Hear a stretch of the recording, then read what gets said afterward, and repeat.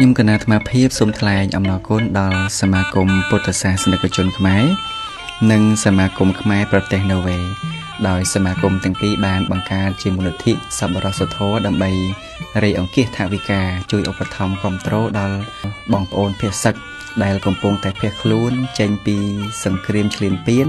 របស់យោធាថៃមកលើប្រទេសកម្ពុជាយើងនិងរកទីទួលដែលមានសុវត្ថិភាពសូមជម្រាបសួរចាខ្ញុំសូមជម្រាបជូននៅមូលនិធិសប្បុរសធម៌ខ្មែរណូវេមូលនិធិសប្បុរសធម៌ខ្មែរណូវេបានបង្កើតឡើងតាមរយៈសមាគមពុទ្ធសាសនិកជនខ្មែរនៅប្រទេសណូវេមូលនិធិសប្បុរសធម៌ខ្មែរណូវេបង្កើតក្នុងគោលបំណងដើម្បីរៃអង្គាសថវិកាជួយទៅដល់ជនភៀសក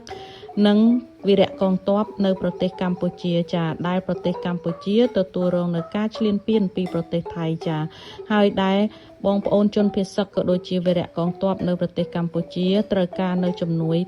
សប្បុរសធម៌នេះជាចាំបាច់ចាមូលនិធិសប្បុរសធម៌ខ្មែរណូវេបានបង្កើតតាំងពីខែកក្កដាឆ្នាំ2025រហូតមកដល់ពេលនេះគឺបានប្រមូលបច្ច័យបានប្រមូលនៅថវិកាសប្បុរសធម៌ពីបងប្អូននៅក្នុងប្រទេសណូវេក៏ដូចជាមិត្តភ័ក្តិនៅជនជាតិណូវេនិងក៏ដូចបងប្អូននៅក្រៅប្រទេសណូវេនេះផងដែរចាបានផ្ញើចេញទៅចំនួន6លើកហើយចាហើយនៅលើកទី6នេះក៏មានសមាគមខ្មែរនៅប្រទេសណូវេបានចូលរួមជាមួយនឹងមូលនិធិសប្បុរសធម៌ខ្មែរណូវេយើងនេះផងដែរចាផ្ញើចេញទៅមូលនិធិសប្បុរសធម៌ខ្មែរណូវេបានផ្ញើចេញទៅប្រទេសខ្មែរចំនួន6លើកនេះគឺមានថវិកាសរុបទាំងអស់មានចំនួន$11,410 ដុល្លារសហរដ្ឋអាមេរិកចាចំនួន6លើកនេះគឺមានចំនួន$11,410 ដុល្លារសហរដ្ឋអាមេរិកចា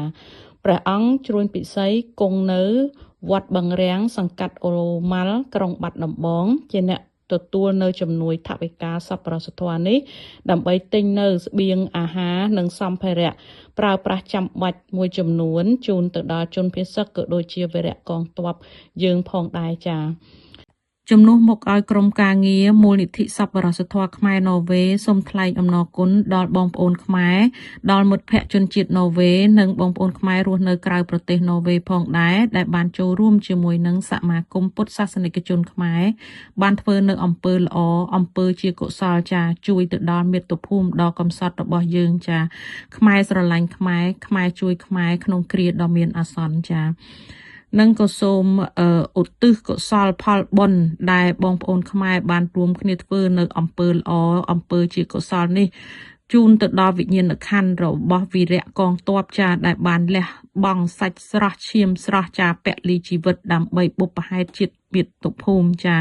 សូមឲ្យវិញ្ញាណក្ខន្ធវីរៈបុរសវីរៈកងទ័ពរបស់យើងចាបានទៅកាន់សុគតិភពកំបីឃ្លៀងឃ្លាតឡើយចាហើយនឹងក៏សូមឲ្យប្រទេសកម្ពុជាទទួលបាននូវយុត្តិធម៌និងសុខសន្តិភាពក្នុងពេលឆាប់ៗនេះចា